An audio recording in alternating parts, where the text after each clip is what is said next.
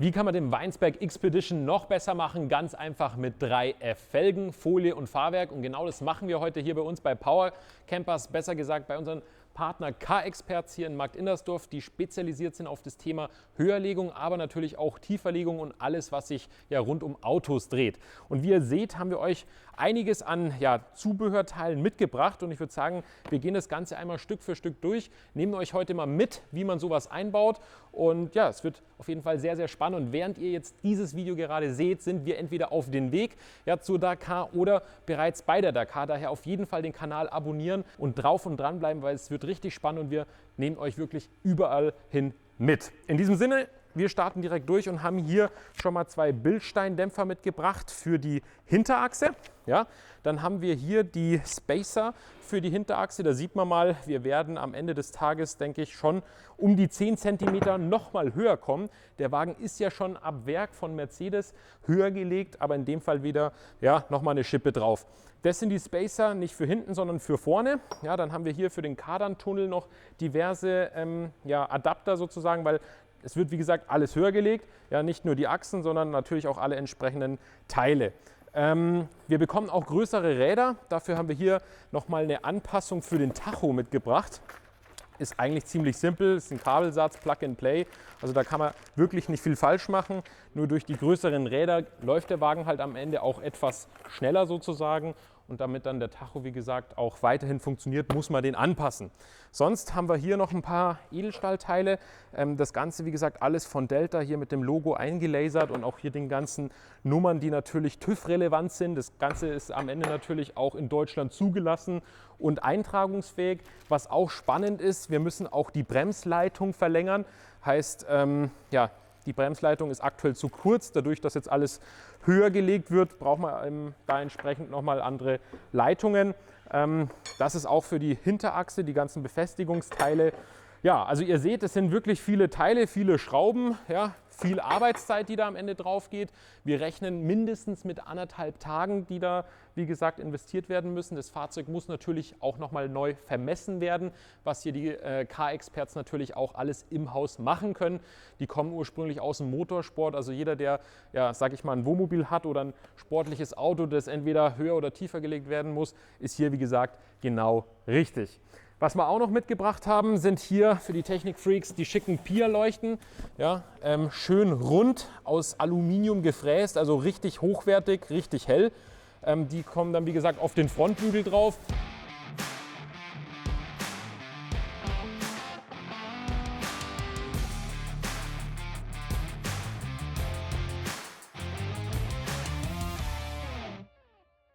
Dann haben wir hier diverse Schrauben für die Räder und für die Höherlegung. Und ich kann es ehrlich gesagt kaum erwarten. Am Ende fahren wir, wie gesagt, nicht auf der Straße, sondern im Gelände. Deshalb habe ich gesagt, brauchen wir auf jeden Fall auch noch einen entsprechenden Unterfahrschutz für den vorderen Bereich. Den haben wir, wie gesagt, auch hier von Delta. Finde ich richtig geil, wenn du gerade mal näher drauf eingehst. Das ist ausgelasert. Und das ist jetzt kein gerade dünnes Blech, das ist ein hochwertiges Edelstahlblech mit einer entsprechenden Stärke. Also damit kann man arbeiten.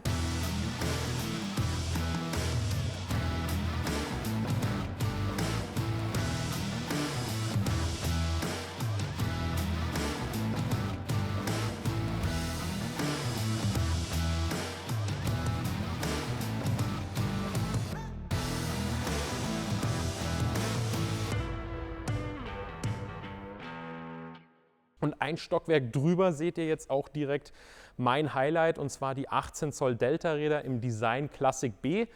Classic B erkennt man eben an diesen runden Löchern hier, und ich hatte auch schon drüber nachgedacht, dass wir die vielleicht lackieren oder pulverbeschichten. Aber ich glaube, jetzt zum Gesamtpaket passen die hier in Schwarz schon besser dazu. Könnt ihr ja gerne mal kommentieren. Genau, was hier noch eine Besonderheit ist, ist der Rugged Ring, also dieser aufgeschraubte Ring, der tatsächlich aus einem Teil aus Aluminium gefräst ist. Es ist auf der einen Seite Optik, auf der anderen Seite aber auch nochmal Schutz für die Felge und für den Reifen. und sieht, wie ich finde, richtig cool aus und kann bei Bedarf natürlich jederzeit ausgetauscht werden, wo ihr auch gerne mal kommentieren könnt, ob ihr die Schrauben lieber in Silber oder Schwarz haben möchtet. Ja, ist Geschmackssache, sticht so nochmal ein bisschen besser raus, finde ich, aber sieht auch in Schwarz natürlich ziemlich cool aus. Und hier kannst du auch nochmal gerade ein bisschen näher drauf eingehen. Die Reifen sind nämlich schon extrem, ja, also serienmäßig verbaut beim Weinsberg Expedition sind zwei 45er Reifen. In dem Fall wollen wir hier die 285/60 R18 montieren von BF Goodrich. Also ein All-Terrain-Reifen, ja, seht ihr hier ganz groß geschrieben. Ein brutales Profil.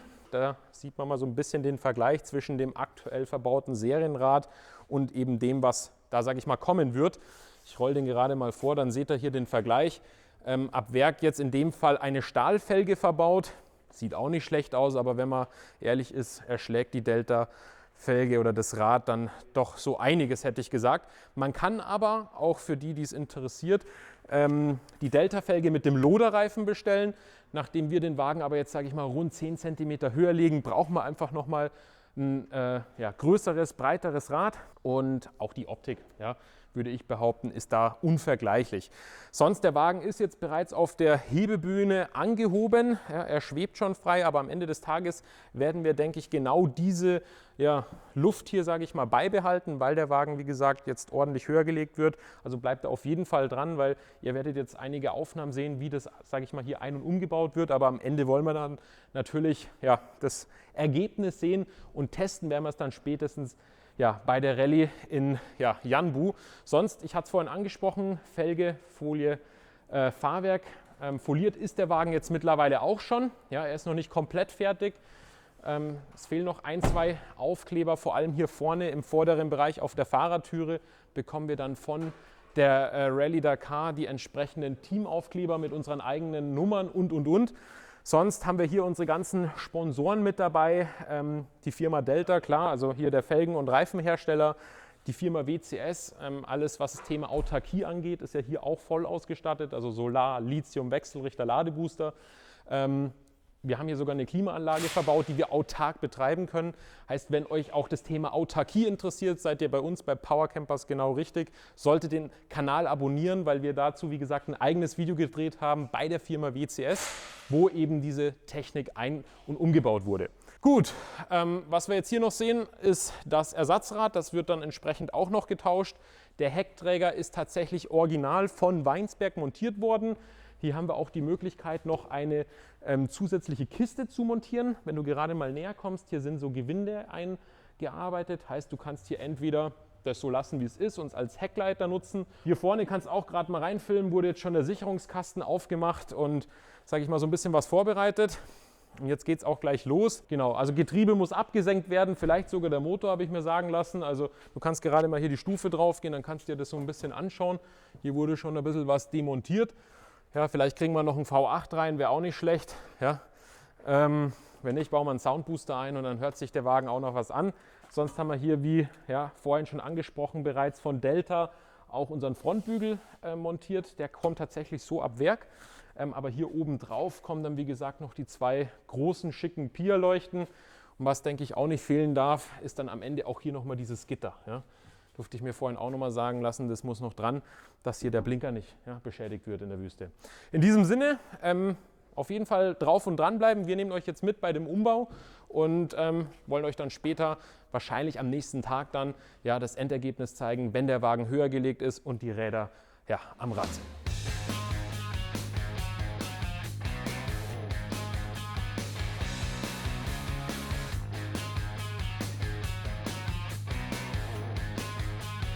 So, Auto ist schon oben.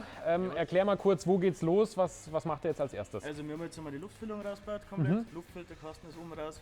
Dann werden wir mal das Lenkrad haben wir blockiert jetzt. Was heißt Lenkrad blockieren? Ja, dass das gerade ist einfach. Okay. Dass danach nicht schief ist, sondern das gerade Verstehe. ist.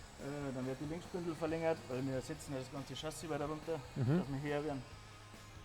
Genau. Und dann nächster Schritt ist das Kühlwasser ablassen, weil die Schläuche verlängert werden. Genau.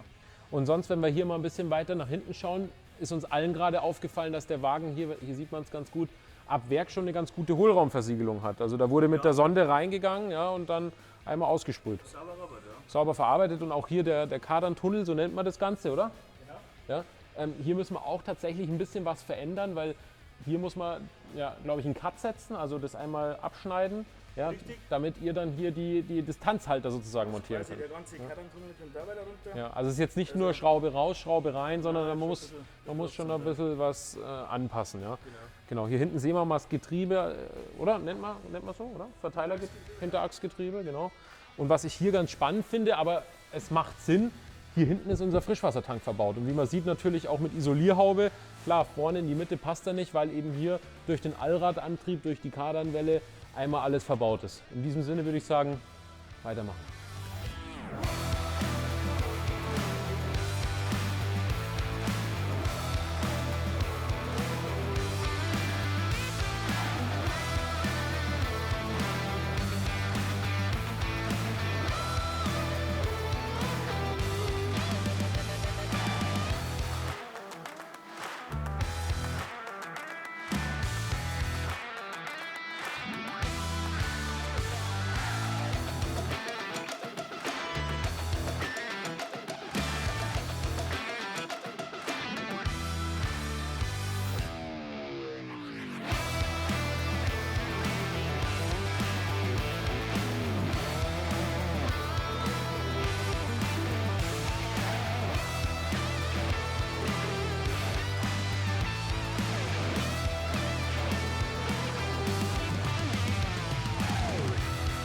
Tag 2, wir sind zurück hier bei uns bei Power Campers in der Werkstatt und ich würde sagen, das Ergebnis kann sich wirklich sehen lassen. Der Wagen steht hier wie eine 1. Die Car-Experts haben wirklich volle Arbeit geleistet.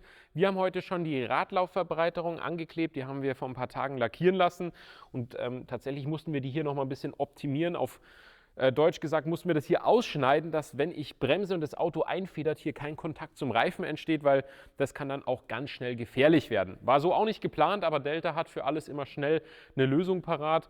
Und dann durften wir hier, wie gesagt, das Ganze nochmal etwas optimieren. Und ich würde sagen, vor allem hier das Rad Classic B von Delta mit dem 18 Zoll BF Goodrich Reifen in 285 statt 255, was wir ja meistens verbauen, kann sich definitiv sehen lassen. Und eins kann ich schon mal verraten, der Wagen fährt sich Weltklasse. Also diese Fahrzeughöherlegung ist wirklich eine Sache, die ich jedem empfehlen kann, der auf der einen Seite einen ganz anderen Look haben möchte, weil der Wagen steht natürlich nochmal viel massiver, viel bulliger da und der eben auch wie wir ein bisschen ins Gelände fahren möchte, weil wir, wie gesagt, mit diesem Fahrzeug bei der Rallye Dakar mit dabei sind. Wir fahren in die Wüste damit und da werden wir das ganze Teil auch auf Herz und Nieren testen. Daher lohnt es sich auf jeden Fall, unseren Kanal zu abonnieren, weil wir stellen euch nicht nur vor, jetzt wie in diesem Fall, wie wir das hier eingebaut haben, sondern wenn wir dann unten in der Wüste sind, testen wir das natürlich. Was hier unten noch zu sehen ist, hattet ihr ja vorher auch schon gesehen, ist der Unterfahrschutz. Ja, so nenne ich es jetzt einfach mal. Dann haben die Car-Experts auch einen Stock höher die Pier-Scheinwerfer montiert. Ja, das Ganze haben wir jetzt auch alles schön eintragen lassen, dass wir jetzt dann auch demnächst schon Richtung Barcelona losstarten können, weil von dort wird dieses Fahrzeug, wie gesagt, nach Saudi-Arabien verschifft. Sonst habe ich hier noch was mitgebracht. Ja, sieht man von außen gar nicht, wenn du mal ein bisschen weiter weg gehst.